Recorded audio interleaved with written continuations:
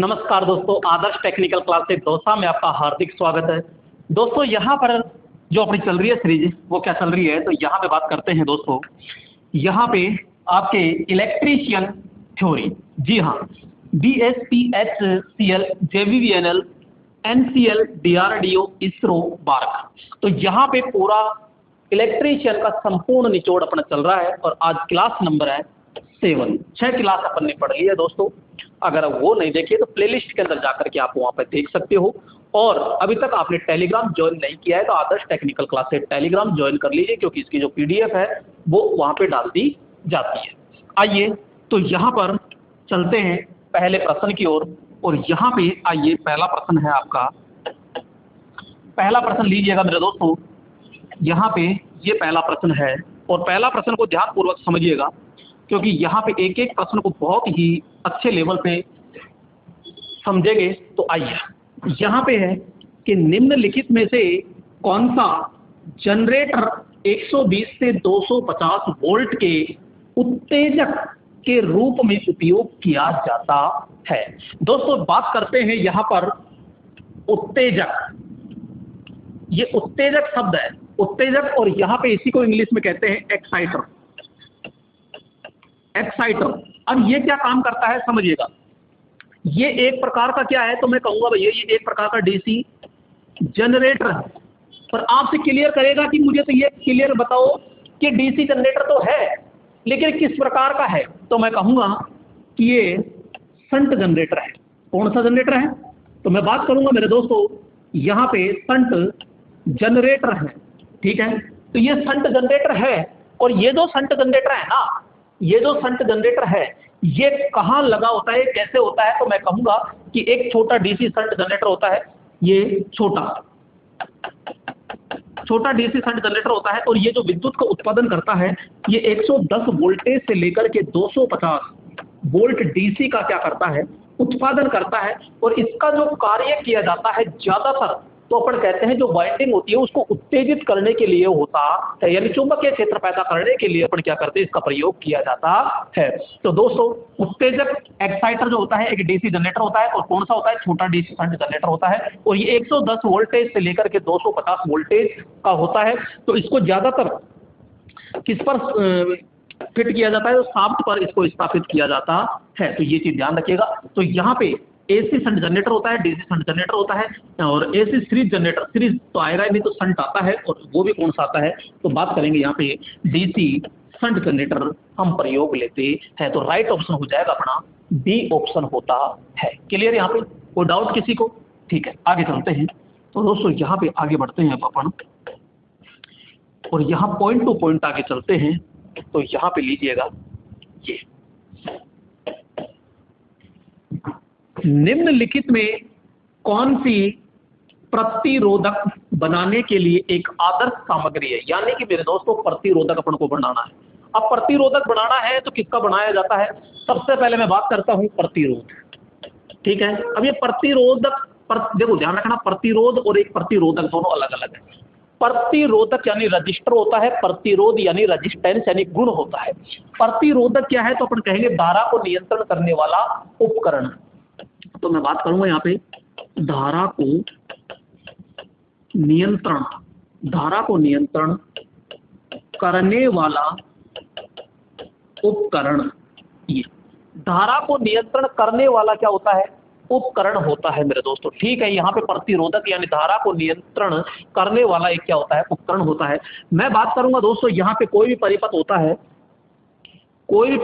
है, तो अरे भाई क्या दिक्कत है, कोई भी परिपथ होता है तो परिपथ में जो धारा के मार्ग में जो बाधा उत्पन्न करता है उसे हम क्या कहते हैं, प्रतिरोध कहते हैं। उसमें क्या कहते हैं हम, प्रतिरोध कहते हैं। और जो प्रतिरोध होता है ना, ये एक प्रकार का कारक या गुण होता है। मैं इसमें छोटी छोटी आपकी बातें बता दूं कि यहाँ पे जैसे प्रतीक ये होता है और इसका जो प्रतीक चिन्ह होता है ये होता है, या फिर अपन कहते हैं कि भाई इसका प्रतीक चिन्ह ये होता है। दूसरी चीज मैं बात करता हूँ मात्रक। तो मात्रक क्या होता है इसका, तो मात्रक होता है मेरे दोस्तों ओम। क्लियर, मैं आपसे पूछना चाहूंगा इसकी रेटिंग क्या है, तो इसकी रेटिंग होती है, ध्यान रखना, वाट। इसका मापक यंत्र किससे करते हो, तो मापक यंत्र। और जो मापक यंत्र जो किया जाता है ना, मापक यंत्र जो होता है, मापक यंत्र जो होगा ना वो कौन सा होगा, तो अपन बताएंगे ओम मीटर। कौन सा होता है, तो यहाँ बात करेंगे दोस्तों ओम मीटर होता है। तो यहाँ पे मापक यंत्र कौन सा हो जाएगा, ओम मीटर होता है। दूसरी चीज मैं बात करूंगा यहाँ पे कि इसकी विमा क्या होती है, तो M1 L2 T-3 और A की पावर -2 होती है। कौन सी राशि होती है, तो राशि की अगर बात करें, राशि की, तो ये दोस्तों राशि होती है सदिश राशि।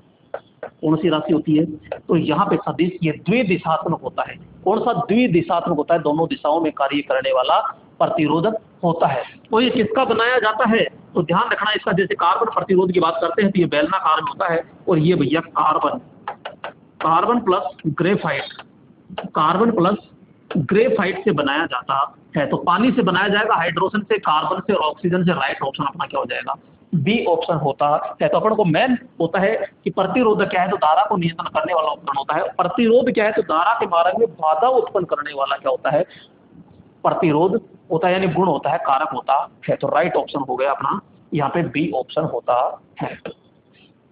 नेक्स्ट प्रश्न लेते हैं, और अगला प्रश्न आ चुका है मेरे दोस्तों यहाँ पर।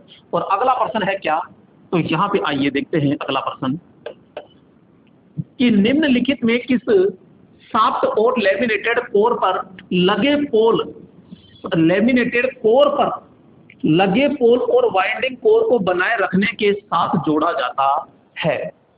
दोस्तों एक होता है सैलिएंट पोल टाइप रोटर, एक होता है बेलनाकार पोल प्रकार रोटर, एक होता है स्लिप रिंग और एक होता है उत्तेजक यानी एक्साइटर। तो यहाँ पे देखते हैं कि यहाँ पे जो ये प्रश्न है ये क्या कहना चाह रहा है, क्या नहीं है। तो आइए देखते हैं। यहाँ पे सबसे पहले मैं बात कर रहा हूँ कि जैसे कि ये हो गया स्टेटर, और स्टेटर के अंदर यहाँ पे अगर मैं बात करूँ मेरे दोस्तों यहाँ पे, तो ये है हमारे पोल। क्लियर, ये क्या हुए पोल, और इस पोल पर यहाँ पे गौर से देखोगे तो वाइंडिंग होती है। और क्वेश्चन क्या कह रहा है, क्वेश्चन कह रहा है कि शाफ्ट और लेमिनेटेड कोर पर लगे पोल, बोलो पोल लग रहे हैं कि नहीं लग रही, पोल और वाइंडिंग को कोर बनाने के लिए एक साथ जोड़ा जाता है। तो यहाँ पे ये हो गया, तो ये रोटर होता है, और ये रोटर होता है हमारा सैलिएंट पोल टाइप। तो ये सारी चीजें हो गई, यहाँ पे आपको कोई प्रकार की दिक्कत नहीं है। तो यहाँ पे जो हमारा सैलिएंट पोल टाइप होता है ये होता है, जबकि बेलनाकार जो होता है, बेलनाकार के अंदर यहाँ पे फील्ड पोल नहीं होते, इसके अंदर खांचे होते हैं। खांचों में क्या डाली जाती है, वाइंडिंग होती है, जबकि यहाँ पे क्या होते हैं, ये पोल होते हैं और यहाँ वाइंडिंग डाली जाती है। इसका आकार जो होता है यानी कि व्यास ज्यादा होता है, लंबाई कम, जबकि इसकी लंबाई ज्यादा होती है और व्यास क्या होता है, कम होता है। क्लियर, तो यहाँ पे अपन कहेंगे ये सैलिएंट पोल के अंदर पूछे तो आप बता देना, सॉरी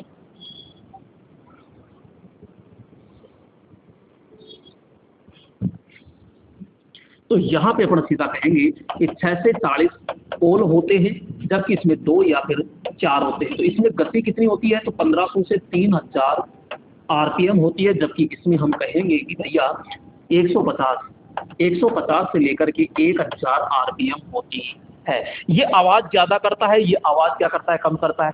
ये ईएमएफ ज्यादा पैदा करता है, ये ईएमएफ कम पैदा करता है। तो राइट ऑप्शन हो गया अपना यहाँ पे salient pole type rotor. Next data video इसमें से ले ले, इसमें कॉपी कर लिया। नेक्स्ट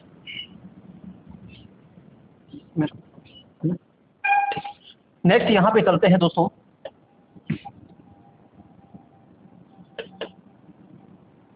ये लीजिएगा, यहाँ पे अगला पॉइंट आता है, अर्थ बिंदु से जुड़ी वस्तु को खालिस्तान कहा जाता है। अब अगर आप गहराई से यहाँ पे आराम से देखते हो तो क्या होगा, देखो ध्यान से। मैंने कहा कि ये धरातल है, धरातल के अंदर मेरे दोस्तों ये आपने गाड़ दिया क्या, तो जो गाड़ा जाता है उसे कहते हैं इलेक्ट्रोड। क्या कहते हैं, ये इलेक्ट्रोड कहते हैं। तो ये इलेक्ट्रोड हो गया। दूसरी चीज यहाँ पे जैसे कूलर है, प्रेस है, फ्रिज है, वो है, तो यहाँ इसको कहते हैं अर्थड वस्तु, अर्थड वस्तु कहते हैं। क्लियर? और यहां से मेरे दोस्तों ध्यान रखिएगा, इस वस्तु को इस इलेक्ट्रोड से जोड़ते हैं तो इसे कहते हैं अर्थ तार। अर्थ तार कहते हैं। तो ये आपकी अर्थ लीड होती है, जिसे अर्थ बिंदु से जुड़ी वस्तु को, देखो अर्थ बिंदु का मतलब हो गया इलेक्ट्रोड, और यहां जुड़ी वस्तु को, तो यहां पे ये वस्तु जुड़ रही है और इस जुड़ी वस्तु को खालिस्तान कहा जाता है। तो भाई इन दोनों को किससे जोड़ रहे हो? तो हम कह रहे हैं अर्थ तार से जोड़ रहे हैं। तो गतिशील निर्वाहक ये तो होगा ही नहीं, अर्थ इलेक्ट्रोड नहीं। अब बचे दो, अर्थड वस्तु और अर्थ निरंतरता निर्वाहक। अर्थ निरंतरता निर्वाहक का मतलब हो गया इन दोनों को जोड़ने वाली लीड, और अर्थड वस्तु है ये। तो ये तो पहले ही कह रहा है कि वस्तु को खालिस्तान कहा जाता है, लेकिन कब? अर्थ बिंदु से जुड़ी वस्तु को क्या कहा जाता है? अर्थ बिंदु से जुड़ी वस्तु को। देखो इसके लिए कहता है, यानी जो वस्तु होती है वो इससे जुड़ रही है, तो ये हो जाती है अर्थड वस्तु। और एक होता है अर्थ निरंतरता निर्वाहक, यानी कि ये। इन दोनों को जोड़ने के लिए किसका प्रयोग किया जा रहा है? तो हम कहेंगे इस लाइन का प्रयोग किया जा रहा है। तो राइट ऑप्शन क्या हो जाएगा यहाँ पे? सी। अगर ये जैसे ऑप्शन में नहीं आता है, फिर अपन करते हैं अर्थड वस्तु, यानी किसी वस्तु को अर्थिंग से जोड़ते हैं तो उसे अपन अर्थड वस्तु कहा जाता है। क्लियर? चलो आगे चलते हैं। अगला प्रश्न आता है अपना, और अगला प्रश्न आ चुका है मेरे दोस्तों यहाँ पर, ये लीजिए। अगला प्रश्न है यहाँ पे, एक एक पॉइंट को अच्छे लेवल पे आपको समझना है। तो यहाँ पे किरचॉफ के वोल्टेज नियम के अनुसार नेटवर्क के किसी भी बंद लूप में IR यानी वोल्टेज ड्रॉप, गिरावट और EMF का बीजगणितीय योग सदैव क्या होता है? दोस्तों यहाँ पे मैं बात करूंगा किरचॉफ नियम। ठीक है, किरचॉफ नियम। तो यहाँ पे किरचॉफ जो नियम है ये क्या कहना चाह रहा है भाई साहब? ये दो प्रकार का होता है, एक होता है KCL और एक होता है KVL। क्लियर? KCL कहता है कि जिस बिंदु पर आने वाली धाराओं का योग है, उस बिंदु से जाने वाली धाराओं का जो योग होगा ना, वो क्या होगा? बिल्कुल बराबर होता है। तो यहाँ पे सिग्मा I बराबर क्या होता है? 0 होता है। और दूसरी चीज ये किस पर कार्य करता है? तो अपन कहते हैं आवेश संरक्षण पर, सिद्धांत पर कार्य करता है। नेक्स्ट मैं KVL की बात करता हूं, तो भैया सिग्मा E बराबर सिग्मा IR होता है यहाँ पे।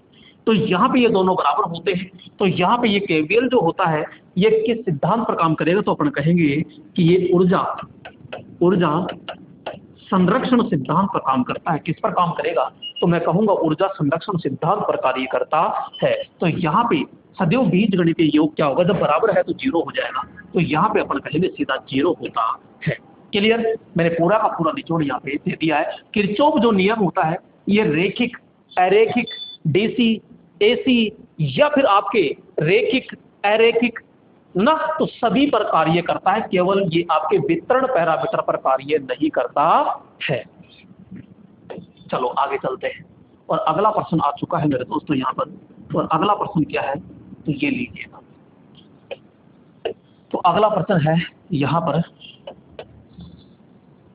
यदि 10 वोल्ट बैटरी में 3 ओम, 5 ओम, 10 ओम, 20 ओम के समांतर प्रतिरोधकों के साथ जुड़ी है, तो 5 ओम प्रतिरोध का वोल्टेज क्या है? अरे मेरे दोस्तों इसमें क्या था?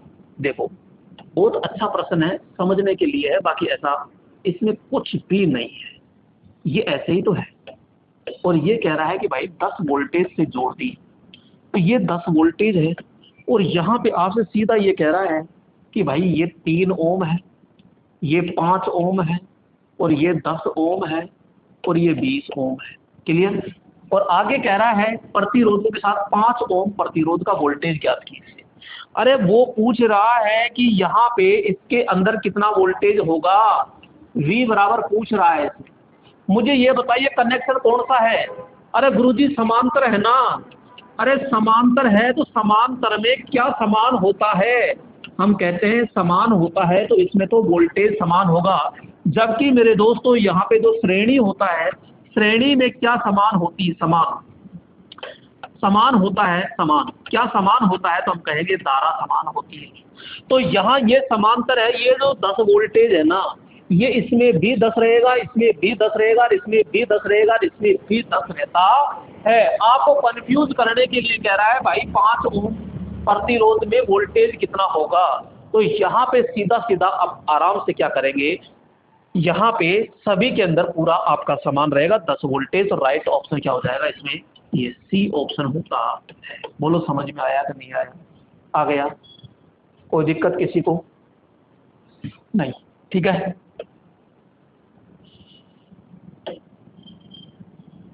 आगे चलिएगा।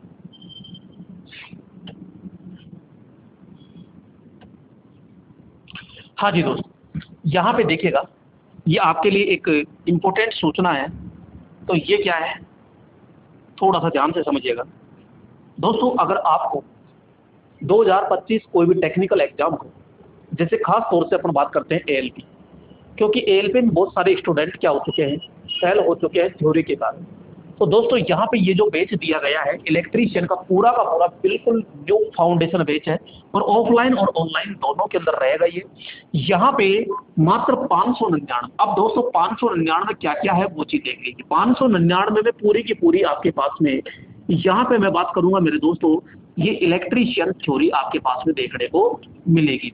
599 में ही आपको, यानी इसी एक ही फीस के अंदर आपको क्या मिलेगी, तो यहाँ पे ड्राइंग देखने को मिलेगी, और इसी के अंदर यहाँ पे दोस्तों बेसिक साइंस भी आपको देखने को मिलती है। तो तीनों सब्जेक्ट है मात्र 599 में देखने को मिलेगी। तो आप अभी ऐप डाउनलोड कर लीजिए प्ले स्टोर के अंदर जाकर के, आदर्श टेक्निकल क्लासेज। तो यहाँ जैसे डाउनलोड करते हो तो वहाँ रजिस्टर्ड करके आप बाई पे जाकर के, पेड कोर्स पे जाकर के और आराम से बैच खरीद सकते हो। तो उसके अंदर पूरा का पूरा है, उसमें आपके वीडियो के साथ में पूरी की पूरी पीडीएफ दी गई है। तो दोस्तों वहाँ आप आराम से अच्छे लेवल पे पढ़ सकते हो, 0 लेवल से हाई लेवल पर।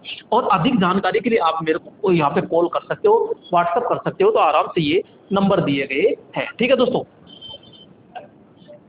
क्या हुआ, नहीं हुआ कनेक्ट?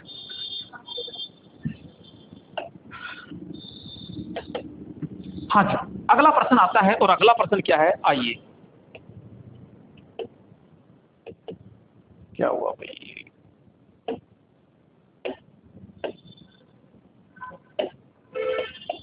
यहाँ पे अगला प्रश्न क्या है कि श्रेणी संयोजन के लिए तुल्यांक की प्रतिरोध क्या होता है।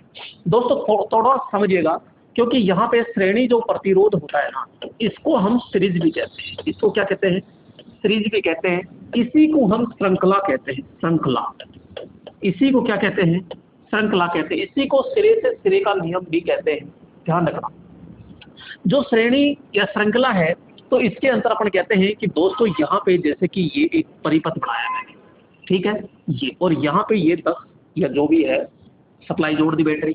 अब मेरी धारा जाएगी, अगर धारा मेरे दोस्तों अगर यहाँ से एक ही मार्ग से आर पार बिल्कुल सीधी गुजर जाए, अगर धारा एक ही मार्ग से गुजर जाती है तो श्रेणी संयोजन कहलाता है। अरे क्या कहलाएगा? तो अपन सीधा कहेंगे भैया श्रेणी संयोजन कहलाता है। तो यहाँ पे दूसरी चीज मैं बात करूंगा, जो श्रेणी संयोजन होता है, इस श्रेणी के अंदर धारा क्या होती है? समान। तो यहाँ पे धारा क्या होती है मेरे दोस्तों? तो मैं कहूंगा धारा क्या होती है? समान होती है। यहाँ धारा क्या हो जाएगी?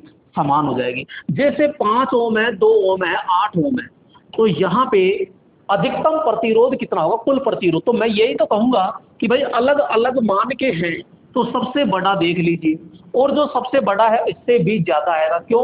क्योंकि श्रेणी क्रम में सभी प्रतिरोध आपस में क्या हो जाते हैं? जुड़ जाते हैं। तो यहाँ पे सूत्र जो होगा RT बराबर R1 plus R2 plus R3, इसी प्रकार से तो होगा ना।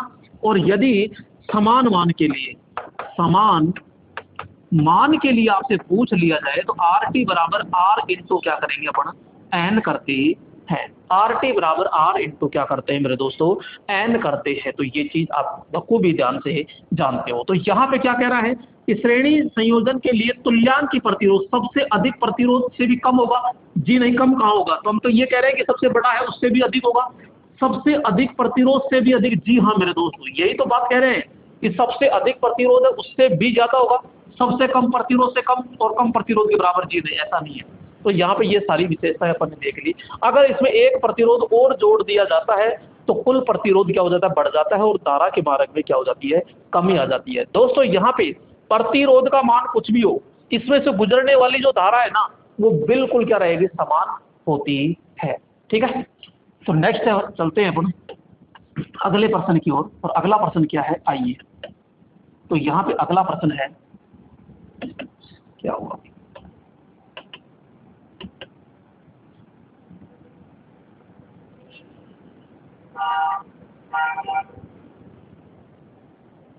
ठीक है, ब्रेक वापस गया क्या?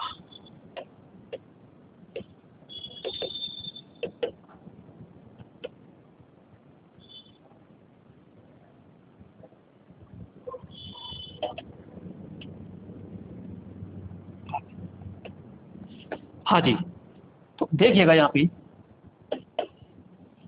श्रेणी से, ये तो हो गया ना श्रेणी संयोजन। तो नेक्स्ट अगला प्रश्न आता है, और अगला प्रश्न क्या कह रहा है, आइए समझिएगा ध्यानपूर्वक। तो यहाँ पे जब गिलहरी पिंजरा प्रेरण मोटर पर लोड का मान बढ़ता है तो उसकी गति क्या होती है।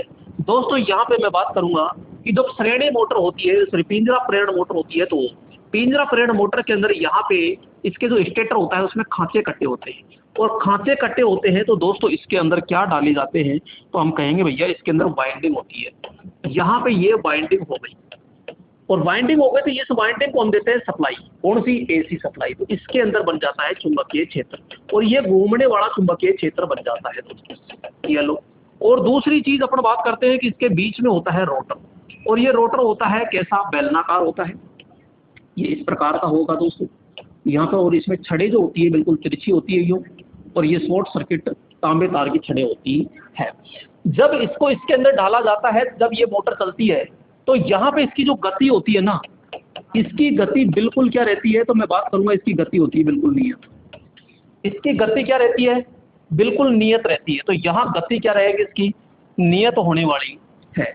नेक्स्ट यहाँ पे मैं बात करूंगा गति क्या रहेगी, नियत, लेकिन बहुत अधिक जब लोड बढ़ा दिया जाता है तो थोड़ी सी घट जाती है। तो यहाँ पे कहेंगे कि अधिक लोड पर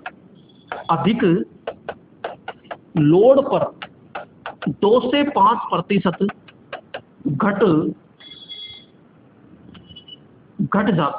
घट जाती है।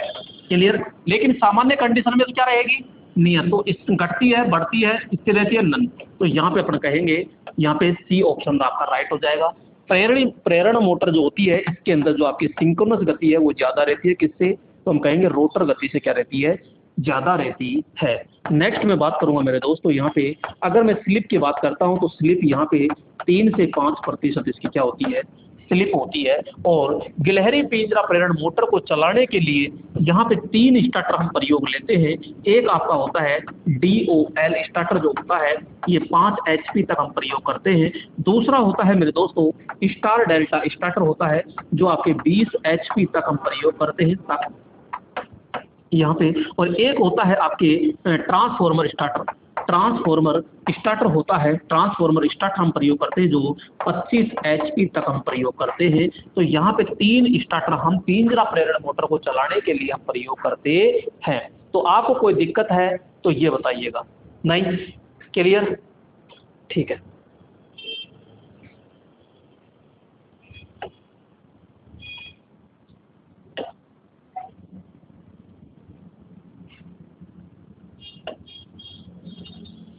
आगे चलते हैं अगले प्रश्न की ओर, और अगला प्रश्न आ चुका है यहाँ पर, ये लीजिएगा। अगला प्रश्न क्या है दोस्तों, समझिएगा ध्यानपूर्वक। तो यहाँ पे स्लिप रिंग प्रेरण मोटर का रोटर किससे जुड़ा होता है।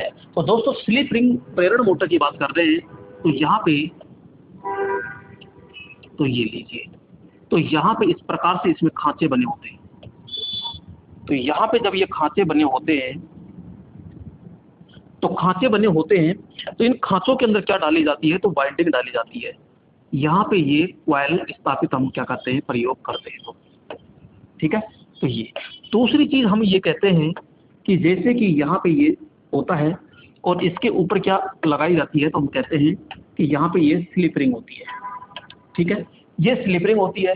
और जब स्लिप रिंग यानी इस वाइंडिंग को इससे जोड़ेंगे तो इसमें 6 सिरे हो गए भाई, इसमें 6 सिरे हो गए, क्योंकि यहाँ पे इस प्रकार से 3 वाइंडिंग है तो 6 सिरे हो गए। तो इसको मेरे दोस्तों ऐसे जोड़ा जाता है, और ये हो गए 3 तार। तो ये स्टार में होता है, किसमें हो जाता है, ये स्टार में। तो हमेशा जो रोटर होता है, इस रोटर को किस में जोड़ा जाता है, जो रोटर होता है इसको हमेशा स्टार में जोड़ा जाता है। और जो 3 तार है ना, ये 3 तार होते हैं, ये एक एक इन स्लिप रिंग से जुड़ जाता है और यहाँ पे 3 ब्रश लगाई जाती है और यहाँ पे 3 फेज एक रियोस्टेट प्रतिरोध होता है।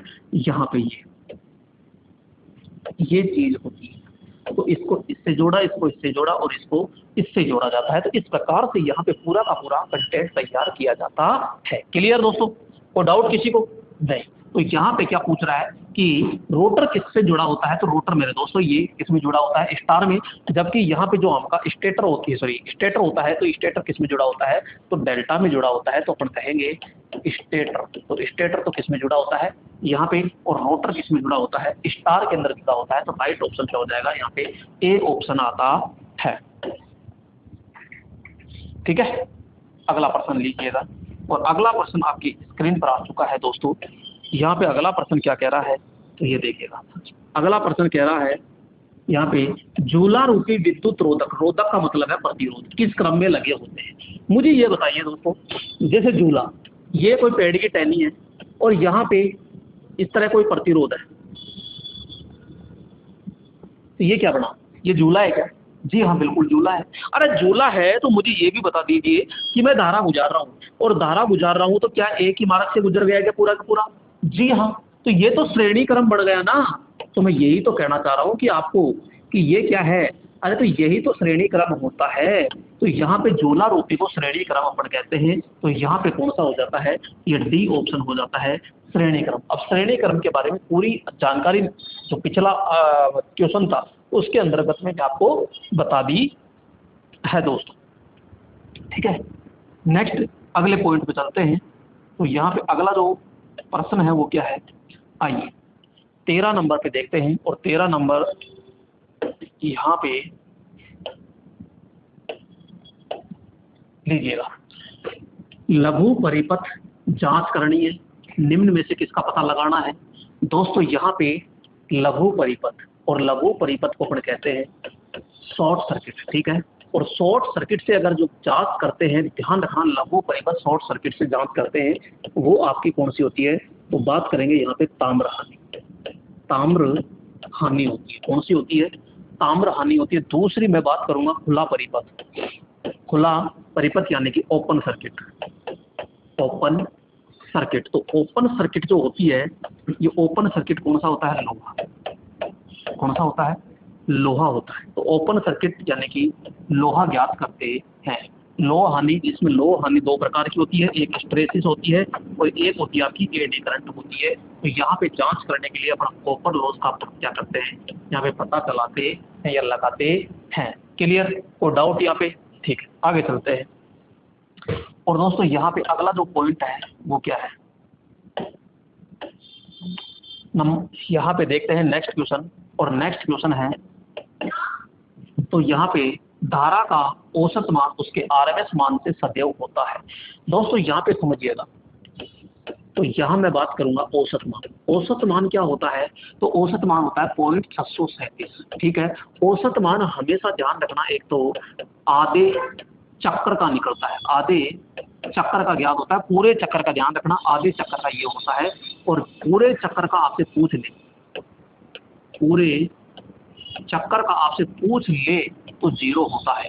जबकि यहाँ पे RMS, जो RMS मान होता है, ध्यान रखना, AC के मापक के अंतर को मापा जाता है और तापन, ये तापन प्रभाव पर कार्य करता है। इसका जो मान होता है 0.707 होता है। अब क्या पूछ रहा है? ये कह रहा है कि जो औसत मान है ना, जो RMS मान से सदैव क्या हुआ है, यानी इस मान से क्या है? अरे ये जो मान है ना 0.637, ये 0.707 से क्या है? तो हम कहें कम ही तो होता है। तो सदैव हमेशा क्या होता है? कम होता है। तो राइट ऑप्शन क्या हो जाएगा? यहाँ पे डी ऑप्शन होता है। दोस्तों 2 मान तो ये है, इसके अलावा एक मान ध्यान रखिएगा, एक पीक फैक्टर। और पीक फैक्टर कितना होता है? तो 1.4142, एक मान ये ध्यान रखना। और एक ध्यान रखना आप फॉर्म फैक्टर, कौन सा? Form factor. तो फॉर्म फैक्टर, फॉर्म फैक्टर, तो फॉर्म फैक्टर कितना होता है? 1.11। तो 2 मान ये याद रखिएगा। अगला प्रश्न आता है, और अगला प्रश्न क्या है? आइए समझिएगा ध्यानपूर्वक। यहाँ पे अगला क्वेश्चन आता है दोस्तों, और अगला प्रश्न क्या है, तो देखो, वह युक्ति जिसमें ऋणात्मक प्रतिरोध क्षेत्र पाया जाता है। ऋणात्मक प्रतिरोध क्षेत्र पाया जाता है यानी जो डोपिंग होती है वो क्या होती है, ज्यादा होती है। तो यहाँ पे जो डोपिंग ज्यादा होगी तभी तो ऋणात्मक क्षेत्र पाया जाएगा। तो दूसरा देखिए, ये पहला देखिएगा यहाँ पे ट्रांजिस्टर। अब ट्रांजिस्टर कैसा होता है, तो भैया ट्रांजिस्टर ऐसे 3 टांग का होता है। इसमें ट्रांजिस्टर एक धारा नियंत्रण युक्ति होती है और 2 वोल्टेज से 8 वोल्टेज पर यह प्रचालित हो जाता है।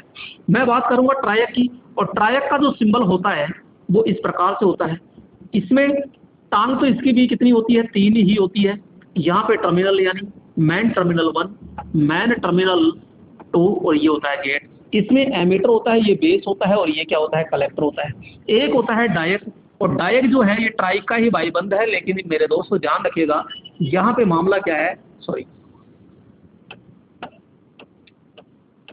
ये इस प्रकार से इसमें टर्मिनल 2 ही होते हैं, मैन टर्मिनल 1 और मैन टर्मिनल 2, ये इस तरह। और एक होता है GTO, gate turn off UJT, sorry gate turn off ये यूजेटी, यूनि जंक्शन ट्रांजिस्टर होता है। तो यहाँ पे B1 होता है, ये B2 होता है, और यहाँ पे ये एक एमीटर होता है। तो यहाँ पे इसको डबल बेस डायोड भी कहते हैं क्योंकि इसमें 2 बेस होते हैं, और इसके मध्य में जो होता है, यहाँ पे दोनों बेस के मध्य में 5 किलो ओम से लेकर के 10 किलो ओम तक क्या पाया जाता है, प्रतिरोध होता है। क्या होता है, प्रतिरोध होता है दोस्तों, ये चीज को ध्यान रखिएगा। तो यहाँ पे ये सारे के सारे बता दिया। तो यहाँ पे पूछ रहा है आपसे क्या, कि वह युक्ति जिसमें ऋणात्मक क्षेत्र पाया जाता है। तो दोस्तों ऋणात्मक क्षेत्र, ये प्रतिरोध देखिएगा, तो यहाँ पे तो ऋणात्मक क्षेत्र पाया जाता है इसमें, किसमें, यूजेटी यानी unijunction transistor. Diode for alternating current होता है, ट्रायोड फॉर अल्टरनेटिंग करंट होता है, और एक होता है ट्रांजिस्टर होता है। क्लियर, कोई डाउट किसी को यहाँ पे, ठीक है। नेक्स्ट यहाँ पे चलते हैं दोस्तों, और यहाँ पे जो अगला जो पॉइंट होता है वो क्या है, तो एक एक पॉइंट को जरा गौर से समझते रहिएगा। यहाँ पे अगला जो प्रश्न है वो अगला प्रश्न क्या है, तो यहाँ पे ये, तो यहाँ पे अगला जो प्रश्न है वो क्या है, आइए यहाँ पे बात करते हैं। ब्रिटानिया जोड़ को खालिस्तान में उपयोग किया जाता है। सबसे पहले ये समझिएगा कि जोड़ क्या चीज है। तो हम कहते हैं कि 2 तार होते हैं या 2 केबल के सिरे होते हैं, उनको जोड़ते हैं, उसको जॉइंट कहलाता है। तो यहाँ पे मैंने कहा कि सीधा सीधा ये इस प्रकार से है, तो यहाँ एक सिरा ये है और एक सिरा ये, ठीक है। अब ब्रिटानिया जोड़ जो बनाना है आपको, ब्रिटानिया जोड़ बनेगा कैसे, तो मेरे दोस्तों इसको इस तरह ले जाइए और इसको इस तरह ले जाइए। तो यहाँ पे 2 सिरे हो गए, और सिरा लेकर के इसमें क्या किया जाता है, एक तार और लिया जाता है और यहाँ पे इस तरह लपेट दिया जाता है। तो ये हो गया हमारा ब्रिटानिया जोड़। कौन सा हो गया, ब्रिटानिया। तो ये तो है ब्रिटानिया, ब्रिटानिया, क्लियर। एक होता है ब्रिटानिया टी जोड़। अब इसमें क्या होता है, ये सीधा होता है और इसमें एक तार जाके और नीचे और फिर यूं आता है। तो इसमें यूं आता है तो ये तार लपेट दिया जाता है यूं, ठीक है, ये तो होगा इससे। तो ये ब्रिटानिया टी जोड़ होता है। एक जैसे कि मैं बात करता हूं ऐठा हुआ जोड़, तो ऐठा हुआ जोड़ होता है, ये तो हमको सबको पता है कि इस प्रकार से होता है, और ये आपस में लपेट दिया जाता है, ठीक है। या फिर मैं ऐसे कह दूं कि ऐसे ये, और इस प्रकार का तार होता है ऐठा हुआ जोड़। एक होता है मेरे दोस्तों सीधा जोड़, सीधा जोड़ जिसे गठबंधन जोड़ भी अपन कहते हैं। तो यहाँ पे सीधा जोड़ यानी गठबंधन जो जोड़ होगा वो कैसा होगा, तो ये 2 तार होते हैं और यहाँ पे इस तरह यहाँ लपेट दिया और ये इसके ऊपर आ जाएगा, ये इसके ऊपर आ जाएगा, तो ये सीधा जोड़ होता है, ठीक है। एक आपका नॉर्मल टी जोड़ होता है, टी सीधा यो है, यो गया इसके ऊपर लपेट दिया, तो ये टी जोड़ होता है। अब ये पूछ रहा है ब्रिटानिया जोड़ खालिस्तान का उपयोग किया जाता है। तो ब्रिटानिया भैया सीधी लाइनों में प्रयोग किया जाता है, तो लाइनों के बीच में प्रयोग करते हैं। ये आपका मैन लाइन से छोटी लाइन निकालने के लिए प्रयोग किया जाता है, ये अन्य शाखा निकालने के लिए प्रयोग होता है, और ये सीधी लाइनों में या तार की लंबाई बढ़ाने के लिए हम प्रयोग करते हैं, और ये आपका ऐठा हुआ जोड़ हो जाता है। तो ओवरहेड लाइनों में हम प्रयोग करते हैं, यानी यहाँ पे ओवरहेड लाइन, ठीक है। तो आपको कोई डाउट नहीं होना चाहिए मेरे ख्याल से। तो सारे के सारे यहाँ पे जोड़ आ गए, और ये हो गया आपका ए ऑप्शन होता है। नेक्स्ट चलते हैं, और अगला प्रश्न देखिएगा ध्यान से। यहाँ पे अगला प्रश्न क्या है, क्वेश्चन कह रहा है ऊष्मा की प्रायोगिक एसआई इकाई निम्न में से कौन सी है। तो यहाँ पे जो ऊष्मा की प्रायोगिक जो एसआई इकाई होगी ये ऊष्मा की जो एसआई इकाई होती है ये कौन सी होगी? तो बात करेंगे कैलोरी, यहाँ बात करेंगे जूल, यहाँ पे सेंटीग्रेड और यहाँ पे सेल्सियस। तो इस प्रकार से यहाँ पे 4 ऑप्शन देखने को मिलते हैं। तो यहाँ पे ऊष्मा की जो आपसे क्वेश्चन पूछा कि ऊष्मा जो होता है ये विद्युत का कौन सा प्रभाव होता है, तो यहाँ मैं ये कहूँगा धारा का कौन सा प्रभाव है, तो ये ऊष्मीय प्रभाव। तो यहाँ पे अगर किसी तार में विद्युत प्रवाहित करते हैं तो यहाँ पे किसी तार के अंदर या विद्युत के अंदर अपन ऊष्मा प्रवाहित करते हैं, तो मेरे दोस्तों ध्यान से समझिएगा, यहाँ पे भाई ऊष्मा जो होगी वो H बराबर क्या होगी, I² RT होता है। क्लियर? यहाँ पे मेरे ख्याल से किसी प्रकार की कोई दिक्कत नहीं आनी चाहिए। तो यहाँ पे दोस्तों अब समझिएगा, तो यहाँ पे ऊष्मा की क्या हो जाएगी भाई, यहाँ पे ऊष्मा तो कैलोरी क्या होती है, तो यहाँ पे कैलोरी एसआई इकाई हो जाती है। जूल क्या है, तो जूल यहाँ पे कार्य होता है, कार्य या ऊर्जा, तो यहाँ पे ये हो जाएगा सेंटीग्रेड और एक होता है सेल्सियस। तो सेंटीग्रेड और सेल्सियस जो दोनों है ये एक ही होगा। क्लियर? यहाँ पे नेक्स्ट हम बात कर रहे हैं दोस्तों, अगला प्रश्न जो रहेगा, अगला प्रश्न क्या है, तो ये ध्यान से समझिएगा। तो यहाँ पे अगला प्रश्न क्या है, जब धारा एक चालक से प्रवाहित होती है तो वह तप्त हो जाती है, इस प्रभाव को निम्न में से कहते हैं। तो तप्त का मतलब क्या है, तापन। भाई तापन यानी कि ऊष्मा। तो यहाँ पे तप्त का मतलब क्या है, ऊष्मा। तो यहाँ पे जब कोई चालक है और चालक में से क्या प्रवाहित होगी, धारा, तो धारा का ये कौन सा प्रभाव होगा, तो मैं बात करूंगा सीधा। यहाँ पे एक होता है आपका कौन सा प्रभाव, तापन प्रभाव, जिसे हीटिंग इफेक्ट कहते हैं। दूसरा होता है यहाँ पे चुंबकन प्रभाव, कौन सा, चुंबकन प्रभाव होता है। नेक्स्ट यहाँ तीसरा जो होता है वो रासायनिक, कौन सा प्रभाव होगा, रासायनिक प्रभाव। यहाँ पे मेरे दोस्तों चौथा जो होता है, एक होता है आपके गैस आयनीकरण, गैस आयनीकरण प्रभाव होता है यहाँ पे, गैस आयनीकरण। और पांचवा होता है वो होता है किरण प्रभाव, किरण प्रभाव। तो यहाँ पे जो किरण प्रभाव होता है ये क्या होता है, कांच की नली होती है और कांच की नली में जो उच्च वोल्टेज प्रवाहित किया जाता है, तो जो उच्च वोल्टेज प्रवाहित करने पर एक रे उत्पन्न होती है जिसे नाम दिया गया है एक्स। और एक्स रे जो होता है, तो यहाँ पे ये जो किरण होती है, इस किरण का प्रयोग कहाँ किया जाता है, जो चिकित्सा क्षेत्र में हड्डियों का जो छाया चित्र लिया जाता है, तो वहां पे इस किरण का प्रभाव लिया जाता है। क्वेश्चन आपसे ऐसे पूछा जा सकता है कि निम्न में से कौन सा प्रभाव होता है या नहीं होता है, तो होता है तो मेरे दोस्तों ये 5 प्रभाव है। तापन प्रभाव जो कि ऊष्मा निकालते हैं, प्रेस है, हीटर है, इमर्सन रोड है, विद्युत केतली है, इन सभी के अंदर कौन सा प्रभाव होगा विद्युत का, तो यहाँ पे बात करेंगे तापन प्रभाव होगा।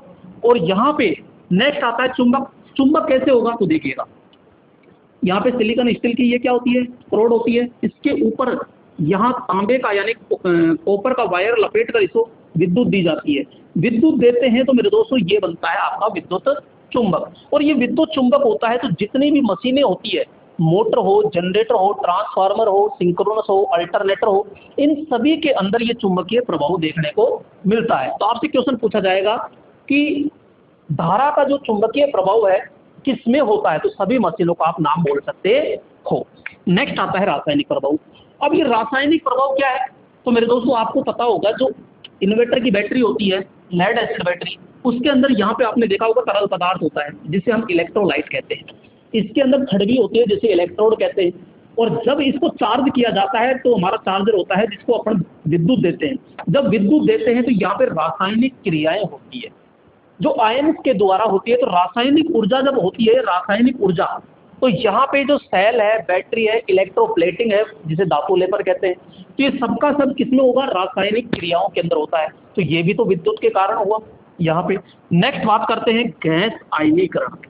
ये गैस आयनीकरण क्या होता है, तो बात करते हैं मेरे दोस्तों, यहाँ पे बड़ी क्षमता के लैंप होते हैं। बड़ी क्षमता के जब लैंप होते हैं शादी समारोह में या फिर रोड लाइट, आजकल तो खैर एलईडी हो गई, लेकिन जो पुराने जमाने में जो लैंप होते थे बड़े बड़े, जैसे ही ऑन होते तो बहुत धीमे से जलते थे, फिर 5-6 मिनट बाद में, 5-10 मिनट बाद में धीरे धीरे तेज प्रकाशित होते थे। तो उसमें क्या होता है, गैस का आयनीकरण होता है, गैस का डिस्चार्जीकरण होता है। तो वहां पे दो तो मेन इलेक्ट्रोड होते हैं यहाँ, और एक होता है स्टार्टिंग इलेक्ट्रोड होता है। तो शुरू में जो ऊष्मा निकलती है ना, चिंगारी होती है, वो मुख्य इलेक्ट्रोड और स्टार्टिंग इलेक्ट्रोड के मध्य होती है। तो ये पूरा का पूरा जब लेंथ चैप्टर पढ़ेंगे तो मस्त तरीके से इसको एक्सप्लेन कर पाएंगे। किरण प्रभाव मैंने बता दिया, तो ये है पूरे के पूरे। आपसे कह रहा है कि ऊष्मा निकलती है तो कौन से प्रभाव में निकलती है, तो मेरे दोस्तों तापन प्रभाव में निकलती है। तो चुंबकीय प्रभाव, रासायनिक प्रभाव, तापीय प्रभाव। तो राइट ऑप्शन तो क्या हो जाएगा आपका ये, क्योंकि कोई भी प्रश्न को इस तरह पढ़िएगा ताकि आपका कोई डाउट ना रहे। ठीक है, नेक्स्ट अगले प्रश्न की ओर चलते हैं। और अगला प्रश्न जो रहेगा अपना, वो देखिएगा, अगला प्रश्न है यहाँ पे, ये लीजिएगा, वैद्युतिक अपघटन में धारा का प्रभाव किसके कारण होता है। तो दोस्तों अभी मिलता जुलता ही था। तो वैद्युतिक अपघटन की मैं बात करता हूं तो हमारे एक वैज्ञानिक है माइकल फेराडे। तो माइकल फेराडे जो है, इन्होंने दो प्रकार के नियम दिए थे। एक तो दिया था किसमें, चुंबक के अंदर या चुंबकीय प्रभाव के दिए, और एक दिया था रसायन में, रासायनिक में। तो रासायनिक में या अपघटन के दीजिए सीधा, अपघटन, वैद्युतिक अपघटन। तो इसमें भी दो नियम थे, एक था पहला नियम और एक था आपका दूसरा नियम। ठीक है, और यहां भी दो नियम थे, पहला और दूसरा। तो मैं बात कर रहा हूं यहां अपघट्टे, वैद्युतिक अपघट्टे यानी इलेक्ट्रोलाइटिक। तो यहां पे जो दो नियम दिए, पहला नियम और दूसरा नियम, तो वैद्युतिक अपघट्टे जो होता है इलेक्ट्रोलाइटिक होता है। जस्ट मैंने अभी आपसे ये कहा कि ये बैटरी होती है और इसके अंदर ये जो आपका क्या होता है, इलेक्ट्रोलाइट होता है। इलेक्ट्रोलाइट में जब धारा का प्रवाह किया जाता है तो इसमें रासायनिक क्रियाएं होती है। और रासायनिक क्रिया किसके कारण होती है, तो ये होती है मेरे दोस्तों आयन के कारण। तो आयन दो प्रकार के होते हैं, धनायन और ऋण आयन। ठीक है, धनायन और ऋण आयन दो प्रकार के होते हैं। तो मुक्त इलेक्ट्रॉन के कारण होगा क्या, मुक्त इलेक्ट्रॉन के कारण ध्यान रखना, जो ठोस चालक होते हैं, ठोस चालकों में धारा का जो प्रवाह होगा ना, वो मुक्त इलेक्ट्रॉन के कारण होगा। ठीक है, आयन की बात करते हैं तो यहाँ आयन द्रव पदार्थों में, तो इलेक्ट्रोलाइट हमारा द्रव पदार्थ है, तो यहाँ पे द्रव पदार्थों के कारण होता है। न्यूट्रॉन और होल्स इसके कारण नहीं होता है। तो राइट ऑप्शन तो क्या हो जाएगा अपना, सी ऑप्शन होगा। अगला प्रश्न आता है, और यहां पे आप देख रहे हो आपके स्क्रीन पर अगला प्रश्न।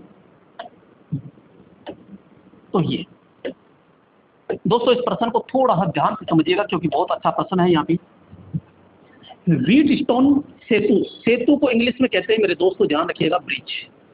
ब्रिज संतुलन में कहलाएगा जब गैल्वेनोमीटर से प्रवाहित धारा होगी। इसको ध्यान से समझिएगा। यहां पे मैं अगर बनाना चाहूं तो इस प्रकार से बनेगा।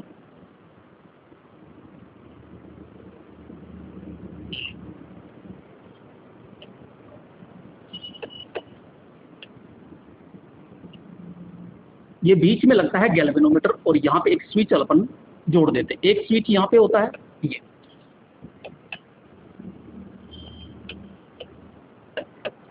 ये चार प्रतिरोध होते हैं। जिन चार प्रतिरोधों में से मेरे दोस्तों ध्यान रखिएगा, एक प्रतिरोध, दो प्रतिरोध, तीन प्रतिरोध तो आपके फिक्स मान के होंगे, जबकि यहाँ एक होता है वेरिएबल प्रतिरोध यानी परिवर्तित प्रतिरोध।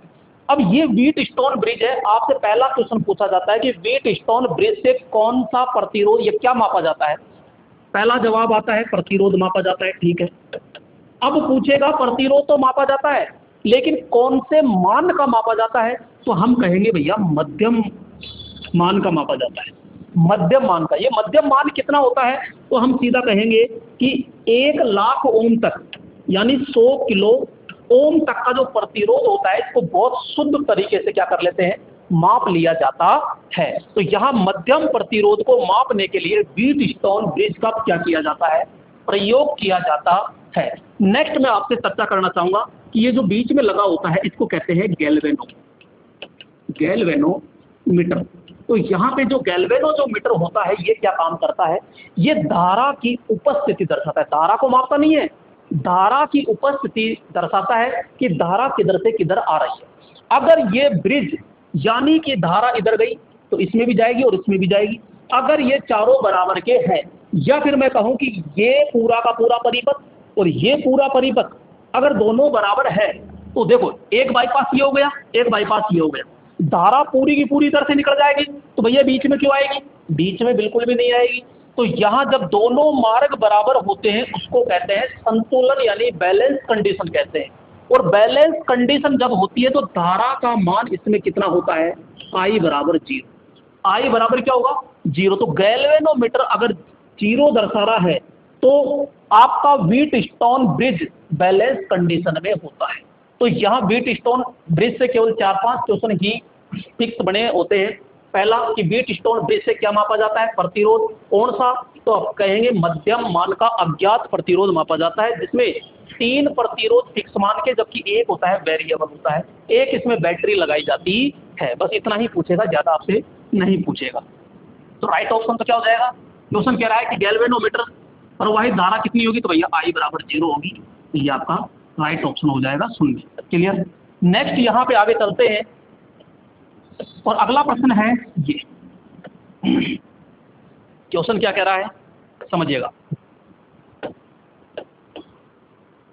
एक परिपथ में समान मान के 4 कैपेसिटर श्रेणी क्रम में जोड़े जाते हैं तो कुल धारिता होगी। दोस्तों सबसे ज्यादा क्वेश्चन किसके कारण आता है? प्रतिरोध के कारण। लेकिन यहाँ पे क्या दिया गया है? कैपेसिटी। तो ये चीज को ध्यान रखिएगा। अब यहाँ पे 2 संयोजन मैन होते हैं, जैसे कि हम कह रहे हैं एक तो होता है श्रेणी क्रम और एक होता है आपके समांतर क्रम। तो यहाँ पे आपको कैपेसिटर ज्ञात करना है, ना कि प्रतिरोध। कैपेसिटर ज्ञात करना है तो श्रेणी क्रम में कैसे चलेगा? जो आपके समांतर का होता है ना प्रतिरोध में, उसका जस्ट उल्टा होता है, यानी उसी की तरह चलता है। तो 1/CT बराबर 1/C1 plus 1/C2 plus 1/C3, ये आपका फॉर्मूला हो गया श्रेणी क्रम में। नेक्स्ट मैं बात करूंगा दोस्तों समांतर क्रम में, तो CT बराबर C1 plus C2 plus C3, ये इस प्रकार से। क्लियर? तो यहाँ पे श्रेणी क्रम हो गया और ये हो गया समांतर क्रम। श्रेणी क्रम में आप इस तरह जोड़ सकते हो, समांतर क्रम में इस तरह आराम से जोड़ सकते हैं। क्लियर? अब वो जैसे पूछ रहा है वैसे कर लीजिए। 4 कैपेसिटर है और श्रेणी क्रम में जोड़ रहे हैं, तो यह श्रेणी क्रम में जोड़ दीजिए ये लोग। अगर समान मान के हैं तो ध्यान रखिएगा, यहाँ पे मैं बात करूंगा दोस्तों समान मान के लिए, तो CT बराबर होता है C/N समान मान के लिए। और इसमें जो समान पूछेगा तो इसमें होता है CT बराबर C/N। ये C क्या है? C क्या है? C का मतलब होता है एक कैपेसिटर का मान, एक कैपेसिटर का मान, और N का मतलब होता है संख्या, ये चीज। तो यहाँ पे अब आराम से देख लीजिए वो किसमें पूछ रहा है। तो हम कहेंगे श्रेणी क्रम में 4 कैपेसिटर है, तो भैया CT बराबर हो जाएगा ये रहा C/ श्रेणी में ना C/N। तो अब मान किसका दिया गया है? C का तो नहीं दिया, 4 कैपेसिटर दिया है तो C/4। तो C/4 ये रहा C/4 आराम से। तो राइट ऑप्शन क्या हो जाएगा? A ऑप्शन होता है। अगला प्रश्न लीजिएगा। यहाँ पे नेक्स्ट प्रश्न की ओर चलते हैं दोस्तों। यहाँ पे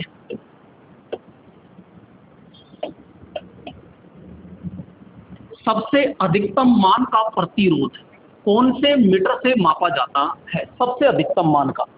तो क्वेश्चन ऐसे भी तो पूछा जा सकता है सबसे छोटे मान, तो मैं बताऊंगा निम्न। ठीक है? एक होता है मध्यम और एक होता है उच्च। निम्न कितना होता है? 1 ओम तक। मध्यम कितना होता है? जैसा भी पढ़ा था अपन ने 100 किलो ओम तक। और एक होता है उच्च, तो मैं बात करूंगा 100 किलो ओम से अधिक। यहाँ पे अब मापा किससे जाता है तो ये चीज भी देख लीजिए। तो मैन एक ले रहे हैं केवल शुद्ध, तो भैया निम्न मान का अगर प्रतिरोध आपको मापना है तो ये होता है केल्विन ब्रिज। Kelvin bridge. दूसरा मध्यम में पूछे तो अपन सीधा कहेंगे व्हीटस्टोन ब्रिज। व्हीटस्टोन ब्रिज ये। नेक्स्ट मैं बात करूंगा उच्च के लिए पूछे तो यहाँ पे होगा हमारा मेगर। क्या होगा? मेगर। जो अचालक जो प्रतिरोध होते हैं इंसुलेशन होता है उसका प्रतिरोध मापने के लिए किसका प्रयोग करते हैं? मेगर का प्रयोग करते हैं। और ये सीधा किसमें मापा जाता है? मेगा ओम में मापा जाता है। क्लियर? तो यहाँ पे 3 होते हैं, कोई सा भी आपसे पूछा जा सकता है। यही पूछ रहा है सबसे अधिकतम, तो सबसे अधिकतम मेरे दोस्तों कौन सा होगा? मेगर। तो ओम मीटर क्या करता है? प्रतिरोध मापता है, लेकिन ओम मीटर जो होता है ये मध्यम का ही मापता है। तो फिर आपने व्हीट स्टोन क्यों लिया? क्योंकि इन मध्यम में 5 मीटर होते हैं। व्हीट स्टोन ब्रिज रहता है, ओम मीटर रहता है, एक होता है एमीटर, वोल्ट मीटर होता है, एक प्रतिस्थापन होता है, एक कैरी फोस्टर होता है। तो 5 होते हैं, लेकिन पांचों में जो सबसे बेस्ट है वो है व्हीट स्टोन ब्रिज, इसलिए मैं ये बता रहा हूँ। तो यहाँ पे राइट ऑप्शन तो कौन सा हो जाएगा? आपका मेगर होगा।